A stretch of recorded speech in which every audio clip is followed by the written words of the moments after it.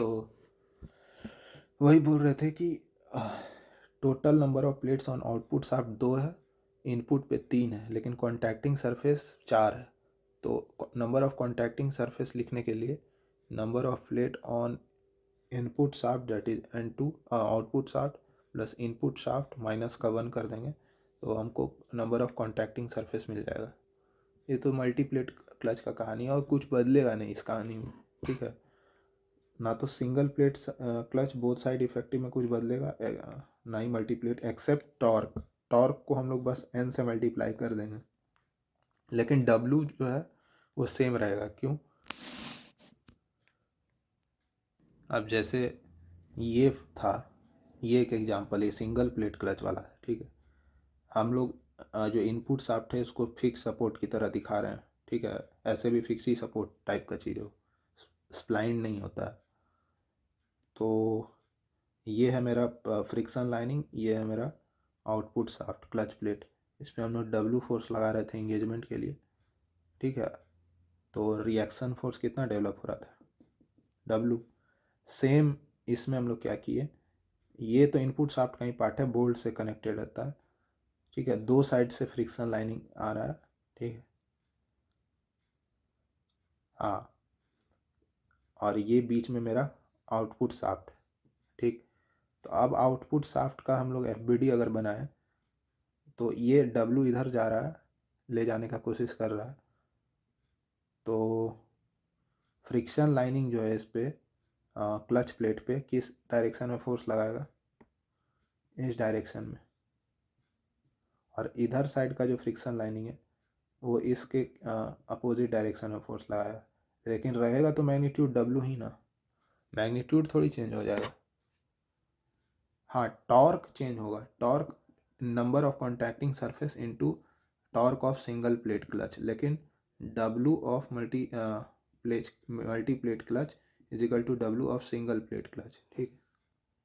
अब आता है सिंगल प्लेट और मल्टी प्लेट क्लच के बीच का अंतर क्या है। हम लोग यहाँ देखे थे कि टॉर्क जो है n टाइम्स होता है, ठीक, हो जा रहा है। तो ये चीज़ तो कब है, जब जैसे यहाँ पर कुछ इस तरह का अरेंजमेंट है,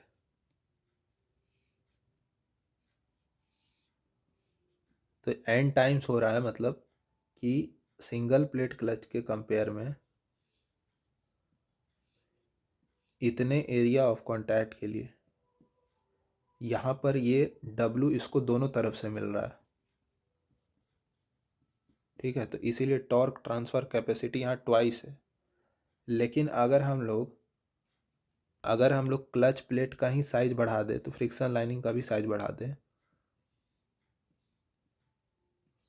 तो अब इसको टॉर्क जो है इतने एक्स्ट्रा एरिया से भी मिलने लगेगा, ठीक है, जो कि इस n वाले फैक्टर को कंपनसेट कर देगा, ठीक है। तो कहने का मतलब ये है कि यहाँ पे टॉर्क ट्रांसफ़र भले ही ज़्यादा होता है, लेकिन साइज़ भी सेम रहना चाहिए। अगर हम ये कहना चाहते हैं कि torque of multi plate clutch is n times torque of single plate clutch, then side should also be the same. लेकिन अगर हमको सिंगल प्लेट क्लच में ही टॉर्क बढ़ाना है तो हमको अपना क्लच प्लेट का साइज़ बड़ा रखना पड़ेगा, जो कि हम लोग का 2 व्हीलर या 4 व्हीलर का जो गाड़ी होता है उसमें कंस्ट्रेंट होता है शेप का। तो हम लोग वहाँ पे सिंगल प्लेट क्लच नहीं यूज करते हैं, मल्टी प्लेट क्लच यूज करते हैं, ठीक है, ताकि मेरा टॉर्क ट्रांसमिशन कैपेसिटी बढ़ जाए। ट्रक वगैरह में सिंगल प्लेट क्लच ही यूज करते हैं। यहाँ पे हीट जनरेशन कम होता है, वही कि अगर साइज सेम है तो ठीक है, लेकिन यहाँ पे हीट जनरेशन ज़्यादा होगा। हीट जनरेशन कम होने के कारण यहाँ कोई कूलिंग वगैरह कूलेंट यूज़ नहीं करना पड़ेगा, यहाँ पे कूलेंट यूज करना पड़ेगा, ठीक। इसका मेनली यूजेज बड़े बड़े ऑटोमोबाइल्स में यूज होता है, बस, ट्रक्स, ठीक है, बड़े बड़े कार में। इसका छोटे मोटे ऑटोमोबाइल बाइक्स ये सब में यूज होता है।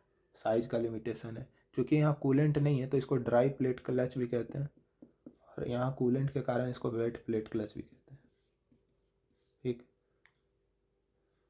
यहाँ यहाँ पे एक कॉन्सेप्ट आता है मीन रेडियस का, ठीक है। मीन रेडियस क्या बोलता है, जो ये टॉर्क हम लोग निकाले हैं यूनिफॉर्म प्रेशर थ्योरी में, ठीक, हम लोग तो क्या निकाले, हम लोग R1 से R2 के लिए निकाले, लेकिन उतना ही अमाउंट का टॉर्क अगर हम किसी मीन रेडियस के लिए कैलकुलेट करें, जैसा कि कॉन्सेप्ट हम लोग थर्मोडाइनमिक्स वगैरह में भी देखते हैं, mean effective pressure, mean temperature, उसी तरह का, ठीक है, उतना ही टॉर्क हम लोग किसी एक मीन रेडियस में माने जो कि सेम दे रहा है, तो यहाँ से मीन रेडियस हमको निकालना है, वो कौन सा रेडियस है, ठीक। तो अभी यूनिफॉर्म प्रेशर थ्योरी का बात हो रहा है, तो इसको निकालने के लिए इस P को W के टर्म्स में सब्स्टिट्यूट करना पड़ेगा। अब यूनिफॉर्म प्रेशर थ्योरी में W होता है P into pi into R2 square minus R1 square, तो यहाँ से P का वैल्यू आ जाएगा W by pi times R2 square minus का R1 स्क्वायर, ये वैल्यू अगर रख दें ऊपर तो T इज इक्वल्स टू आ जाएगा न्यू W बाई पाई, ठीक, into 2 pi into R2 cube minus R1 cube by 3, पाई से पाई कैंसिल, तो यहाँ से ये आ जाएगा न्यू W टू 2/3, अच्छा ये R2 क्यूब है, R2 क्यूब माइनस का R1 cube by R2 square minus का R1 स्क्वायर, ये जो टर्म है यही है mean radius uniform pressure theory के केस में। सिमिलरली यूनिफॉर्म वियर थ्योरी के केस में अगर हम निकालें, ये W का एक्सप्रेशन है, ये T का एक्सप्रेशन है यूनिफॉर्म वियर थ्योरी के केस में, हमको निकालना है मीन रेडियस, ठीक है। तो इस T के एक्सप्रेशन में हमको न्यू दिख रहा है, लेकिन W कहीं से आ जाए तो हम लोग का काम बन जाएगा, तो उसके लिए हम लोग C का वैल्यू को W के टर्म्स में लिखना पड़ेगा, तो यहाँ से T बराबर आ जाएगा new W by 2 pi R2 minus का R1 इंटू में 2 पाई R2 स्क्वायर माइनस का R1 स्क्वायर, तो 2 पाई से 2 पाई कैंसिल आउट, एक मिनट, यहाँ पे ये 2 पाई नहीं सिर्फ पाई आएगा, और यहाँ पे सिर्फ पाई आएगा, ठीक है। सब्स्टिट्यूशन करने के बाद ये new W into R1 plus R2 by 2 आ रहा है, ठीक, ये मीन रेडियस आ रहा है। तो यूनिफॉर्म प्रेशर थ्योरी के केस में मीन रेडियस क्या था, 2/3 इंटू R2 क्यूब माइनस का R1 cube upon R2 square minus R1 square. Uniform wear theory के केस में क्या है, R1 प्लस R2 बाई 2, ठीक। आप देखेंगे कि हम लोग जब डिज़ाइन करेंगे तो किस थ्योरी को लेंगे,